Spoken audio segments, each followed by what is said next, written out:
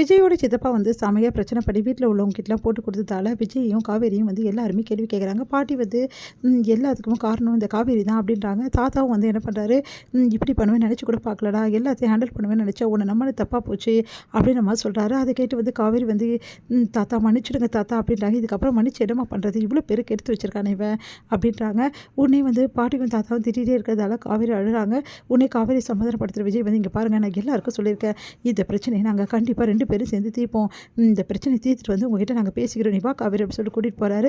இப்போ கூட பார்த்தீங்களா காவேரி தான் சப்போர்ட் பண்ணுறான் அப்படின்னு சொல்லிட்டு பாட்டி டென்ஷன் ஆயிடுறாங்க. விஜயும் காவேரியும் சேர்ந்து எப்படியாவது வந்து இந்த பிரச்சனையை தீர்க்கணும் அப்படின்னு சொல்லிட்டு முடிவு பண்ணுறாங்க. அதன்படி எல்லா ஆளுங்களையும் வந்து கூப்பிடுறாங்க. அவங்கக்கிட்ட வந்து இன்வெஸ்ட் பண்ண எல்லா இன்வெஸ்டரையும் கூப்பிடுறாங்க. இந்த மாதிரி நடந்த பிரச்சனைக்கு எல்லாமே வந்து மன்னிப்பு கேட்குறோன்றாங்க.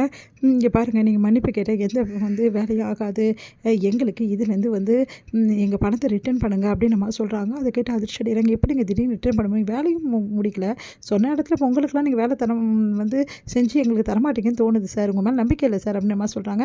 காவேரி நிறுத்துறீங்களா அப்படின்னு கத்துறாங்க. உடனே காவேரிக்கு பயிர் வெடிக்க ஆரம்பிச்சு ரொம்ப பதறி போகிறாங்க எல்லாருமே. என்னாச்சு மேடம் அப்படின்னு சொல்லிட்டு உடனே வந்து ஆசுவாசப்படுத்துகிற விஜய், காவேரி ஒன்றும் இல்லை கவலைப்படாத அப்படின்னு சொல்லிட்டு உடனே வந்து நீ பேசாத காவேரி ஒன்று இல்லைங்க, நான் தான் பேசணும், இங்கே பாருங்கள், நான் தயவு செய்து உங்களுக்கு கெஞ்சி கேட்குறேன், இந்த பிரச்சனையை வந்து நாங்கள் வந்து எப்படி ஹேண்டில் பண்ண நல்லாவே தெரியும், நீங்கள் கவலைப்படாதீங்க, சீக்கிரமாக உங்கள் வீடு உங்கள் கைக்கு வரும், நாங்கள் ப்ராமிஸ் பண்ணுறோம், அப்படி இல்லைனா பணத்தை கண்டிப்பாக நாங்கள் திருப்பி தரோம், பொங்கலுக்கு உங்கள் வீடு உங்கள் கையில் இருக்கும்னு கேரண்டி கொடுக்குறாங்க. மக்களும் வந்து சரின்னு சொல்லிட்டு அவங்கள நம்பிட்டு கிளம்புறாங்க. இந்த சூழ்நிலையில் எப்படி இதுக்குள்ளே நம்ம கொடுக்க முடியும் அப்படின்னு சொல்லிட்டு எல்லாருமே பண்ணி எல்லாருமே கேட்குறாங்க. வேறு வழி கிடையாது, கொடுத்து தான் ஆகணும், அதுக்கு என்ன வேலையோ அதை வந்து முழு மூச்சாக இறங்கி நம்ம செஞ்சு ஆகணும், நம்ம வந்து கொடுத்தா தான் நம்மளுக்கு வந்து கண்டிப்பாக இது பிரச்சனையிலேருந்து விடுபடும், ஏற்கனவே நம்ம பேர் கெட்டு போச்சு, இதை கரெக்டாக வந்து சரிப்படுத்தினா தான் நம்ம பேர் வந்து கெட்டு போகாமல் இருக்கும் அப்படின்னு சொல்லிட்டு சொல்கிறாங்க விஜயும் காவேரியும்.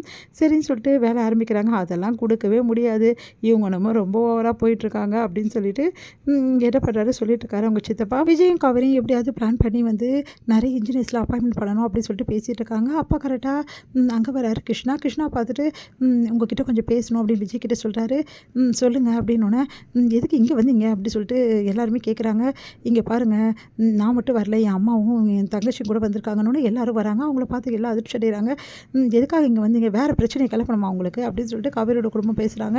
இங்கே பாருங்கள், நாங்கள் பிரச்சனை பண்ணுறதுக்காக வரலை, நாங்கள் எல்லா ட்ரெஸ்ஸையும் எங்களோட திங்ஸ் எல்லாத்தையும் நாங்கள் பேக் பண்ணிட்டோம் அப்படின்னோடனே எதுக்கு அப்படின்னு விஜய் கேட்குறாரு. இங்கே பாருங்கள், நாங்கள் இந்த வீட்டை விட்டு போக போகிறோம் அப்படின்னு எல்லாம் அதிர்ச்சியாக கேட்டிருக்காங்க. விஜய் வந்து என்ன திடீர்னுன்னொன்னே, நீங்கள் எங்களுக்கு ஒரு பங்கு தரேன்னு சொன்னீங்க இல்லையா, அந்த பங்கை மட்டும் தயவுசெய்து எப்போ பிரிக்கிறீங்களோ அப்போ வந்து கொடுத்துருங்க சார், நாங்கள் வந்து இந்த வீட்டை விட்டு போகலான்னு முடிவு பண்ணிட்டோம் சார் அப்படின்னு எல்லாம் அதிர்ச்சியாக கேட்டு விஜய்க்கு ஒன்றுமே புரியல. காவேரி எல்லாருக்குமே ஒன்றும் புரியல. அப்பாடா எவ்வளோ நல்ல முடிவு எடுத்திருக்காங்கன்னு சொல்லிட்டு எல்லாம் சொல்லிட்டு இருக்காங்க. விஜய் வந்து என்ன விஷயம் அப்படின்னு சொல்லிட்டு கேட்குறாங்க. இல்லை சார், அவங்க ரொம்ப நல்லா வாழ்ந்துட்டுருக்காங்க, ஆனால் எங்களுக்கு அதிக பங்கு தரமாட்டேங்கிறாங்க தான் கோவமாக இருந்தது, ஆனால் இப்போ தான் தெரிய வருது, நாங்கள் வந்து புரிஞ்சுக்கிட்டோம் அவங்கள பற்றி, அவங்களும் கஷ்டம் தான் படுறாங்கன்னு சொல்லிட்டு அதனால தான் வீட்டை விட்டு போகிறோம் அப்படின்னு.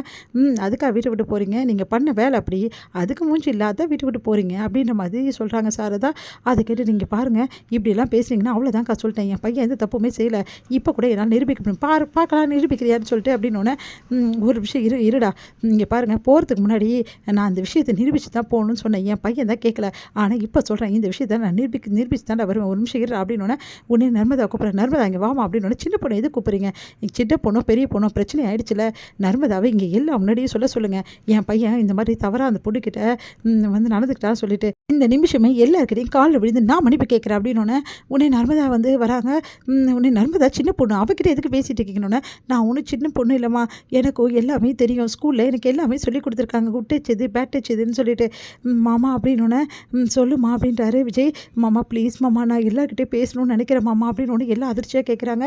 இங்கே பாருங்கள், எல்லாருக்கும் நான் சொல்லிக்கிறேம்மா, உனக்கும் தாம்மா, அண்ணன் வந்து என்கிட்ட எந்த தப்பான வந்து நோக்கத்தோடையும் பழகலைம்மா, அண்ணன் என்கிட்ட அண்ணன் தான் பழகுச்சு, எனக்கு ஒரு அண்ணன் தான் எப்படி என்னை கவனிச்சுக்குமோ அந்த மாதிரி தான் கவனிச்சுக்கு, நான் கீழே விழ போயிட்டேம்மா, அண்ணன் தான் என்னை தாங்கி பிடிச்சிது, அதை பார்த்துட்டு வந்து எல்லோரும் தப்பாக நினச்சிக்கிட்டாங்க, அண்ணன் என்கிட்ட நல்லா பழகுச்சுமா, உண்மையிலே சொன்னால் கிருஷ்ணா அண்ணன் ரொம்ப நல்லவர், எனக்கு ஸ்கூலில் எல்லாமே சொல்லி கொடுத்துருக்காங்க, அதனால் எனக்கும் இந்த வயசில் எல்லாமே தெரியும், அதனால் தயவுசெய்து கிருஷ்ணா அண்ணனை பற்றி யாரும் தப்பாக நினைக்காதீங்க, அவர் எந்த தப்புமே பண்ணல அப்படின்னு சொல்லிட்டு வந்து அழறாங்க.